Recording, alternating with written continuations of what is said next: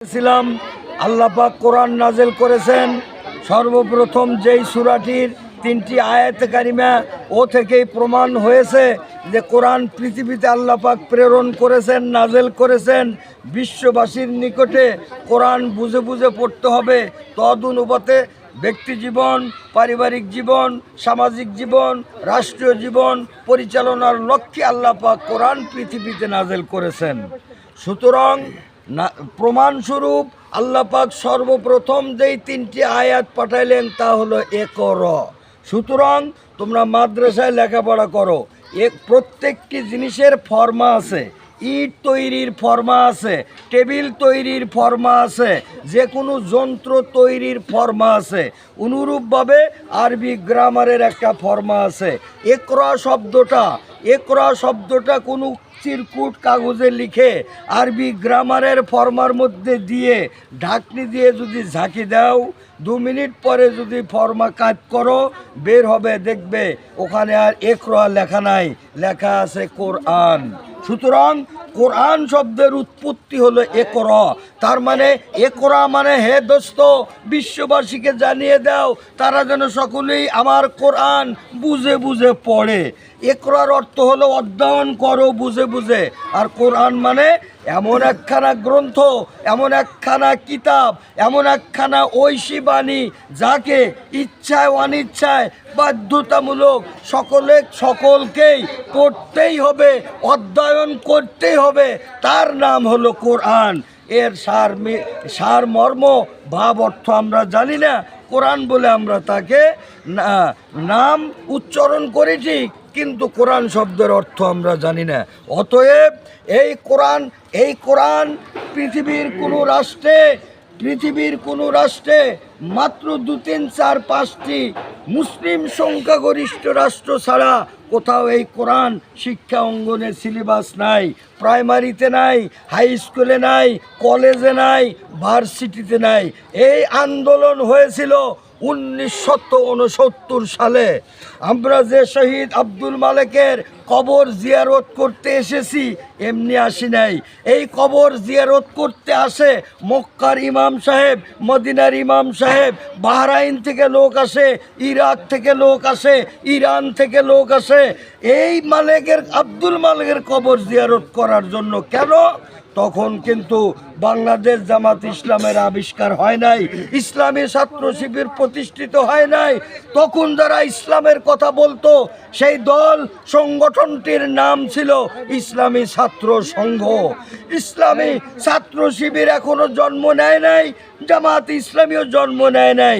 ইসলামী ছাত্র সংঘের জেলা সংগঠনের, কেন্দ্রীয় সংগঠনের সভাপতি ছিলেন ভাই শহীদ আব্দুল মালেক, সেক্রেটারি ছিলেন শহীদ মাওলানা মতিউর রহমান নিজামী, বাংলাদেশ ইসলামিক সাবেক আমিরে জামাত, যাকে শাহাদত বরণ করতে হয়েছে ফাঁসির কাষ্ঠে জীবন দিয়ে। তো শহীদ আব্দুল মালেক শিক্ষা অঙ্গনের পাঠ্য তালিকা কোরআন ভিত্তিক করার জন্য 1969 সালে ঢাকা রাজধানীতে বিভিন্ন কলেজ ভার্সিটিতে বক্তৃতা দিয়ে জনমত যখন গঠন করে ফেলছিল, তখন সংঘর্ষ শুরু হয় ছাত্রমৈত্রীর সাথে। ছাত্রমৈত্রী যারা করে তারা হলো নাস্তিক, তারা হলো মুরতাদ, তারা হলো মুশরিক। ইসলামকে তারা বরদাস্ত করতে পারে না। তাদের সাথে সংঘর্ষ যখন হলো, তখন প্রধানমন্ত্রী ছিলেন আব্দুল সাত্তার খান। উনি ঘোষণা দিয়েছিলেন তাহলে ঢাকা ভার্সিটিতে একটি সেমিনার করা হোক। ঢাকা ভার্সিটিতে সেমিনারের মধ্য দিয়ে আব্দুল মালেক গোংরাও বক্তৃতা দিবে। কোরআন ভিত্তিক সিলেবাস যারা চাচ্ছে শিক্ষা অঙ্গনে তারাও ডকুমেন্টস দিবে, প্রমাণ দিবে, দলিল দিবে, বক্তৃতা দিবে। এ বক্তৃতাগুলো বিচারক মণ্ডলী নোট করবে। আর কোরআন বিমুখ শিক্ষা অঙ্গনের পাঠ্য তালিকা যারা চায় তারাও ডকুমেন্টস দিয়ে দিয়ে বক্তৃতা। কেউ কথা বলবে না। আমি কিন্তু নিজে সামনে যাব কথা বললে। এরপরে কোরআন বিমুখ সিলেবাস যারা চায় তাদের জন্যও সুযোগ দেব, তারাও বক্তৃতা দিবে। তারা বক্তা লন্ডন থেকে আনবে না ফ্রান্স থেকে আনবে, আমেরিকা থেকে আনবে না ইউরোপ কান্ট্রি থেকে আনবে, তাদের ব্যাপার। সুযোগ দেওয়া হলো, ওদেরও বক্তা থাকবে 10 জন। কোরআনের পক্ষের শক্তি যারা, তাদেরও বক্তা থাকবে 10 জন। ছাত্রমন্ত্রীরাও বক্তৃতা দিবে, বিচারক মণ্ডলী নোট করবে। আর আব্দুল মালেক গং কোরআন কেন্দ্রিক সিলেবাস যারা চায় তারাও বক্তৃতা দিবে, ডকুমেন্টস প্রমাণ দিবে, তাদের বক্তৃতাও নোট হবে। বিচারক মণ্ডলী উভয়ের বক্তৃতা নোট করার পরে তাদের বক্তৃতা কোরআনের পক্ষে, তাদের দলিল কেমন, প্রমাণ কেমন, ডকুমেন্টস কেমন, উল্লেখযোগ্য কেমন, বিচার করার পরে মেনে নেওয়ার মতো যাদের বক্তার বক্তৃতায় থেকে রেজাল্ট আসবে, বিচারক মণ্ডলী ঘোষণা দিবে। বিচারক মণ্ডলী যে ঘোষণা দিবে সেই ঘোষণা গোটা বাংলাদেশের আপামর জনতা মেনে নিবে। সেই ঘোষণার উপরে নির্ভর করবে যে বাংলাদেশে কোরআন কেন্দ্রিক সিলেবাস পাঠ্য তালিকা কলেজ ভার্সিটিতে থাকবে না কোরআন বিমুখ সিলেবাস থাকবে। বক্তা নিয়ে এসেছে আমেরিকা থেকে, লন্ডন থেকে, কানাডা থেকে, রাশিয়া থেকে, চীন থেকে। তারা 8 জন বক্তা নিয়ে আসছে বাহির থেকে, কিন্তু তাদের টাকা আছে, ওদের পিছনে অর্থ যোগান দেওয়ার মতো কালোবাজারিরা আছে।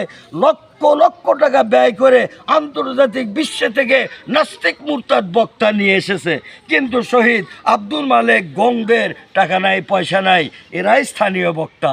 ওরা একজন বক্তৃতা দেয় আধা ঘন্টা, আব্দুল মালেক ভাইয়ের পক্ষ থেকে বক্তৃতা দেয় আধা ঘন্টা, সব নোট হচ্ছে। লাস্টের বক্তা ছিলেন ভাই শহীদ আব্দুল মালেক। শহীদ আব্দুল মালেকের বক্তৃতা যখন শুরু হলো, কেউ কথা বলবেন না, চাচা মেয়েদিকে আসেন।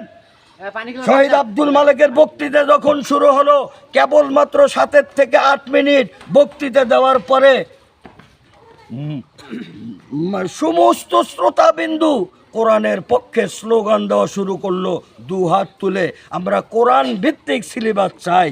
এই ভাবচক্কর দেখেই বিচারক সভাপতি যিনি ছিলেন, ছোট্ট এক টুকরা কাগজে চিরকুট লেখে আব্দুল মালেক ভাইয়ের হাতে দেওয়া হলো। আব্দুল মালেক ভাই যখন বলেছেন সময় হলো আমার আধা ঘন্টা, কিন্তু পরিচালক মণ্ডলী কেন যেন সময় কমায় দিলেন জানি না। আমাকে সময় দিয়েছেন মাত্র 10 মিনিট, কিন্তু আমি বক্তৃতা দিয়ে ফেলছি 8 মিনিট। টাইম হাতে আছে আর আমার 2 মিনিট।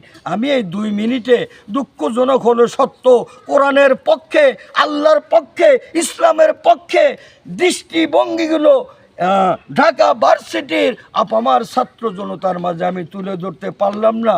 যেহেতু সময় আছে 2 মিনিট, বলার সাথে সাথে 3 থেকে 3.5 লক্ষ জনতা, ছাত্রছাত্রী একসঙ্গে দাঁড়াইয়া তারা তাকবীর দিয়ে বলেছিল যে সকল বক্তা সময় পেয়েছে 30 মিনিট, আব্দুল মালেককে দেওয়া হলো 10 মিনিট। কেন?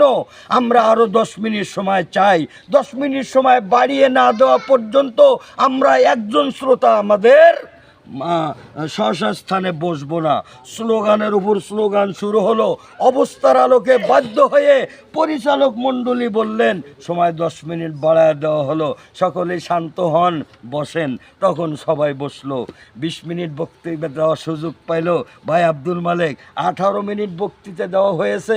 কেবলমাত্র ভাই আব্দুল মালেক বলেছেন যে সময় আর মাত্র হাতে আছে 2 মিনিট। আমি আমার কথা ফিনিশিং দিতে পারলাম না, আমার দুঃখ রয়ে গেল, কোরআন কেন্দ্রিক বেদনা আমার মধ্যে থেকে গেল, জাতির জন্য হয়তো উপকার করতে পারলাম না।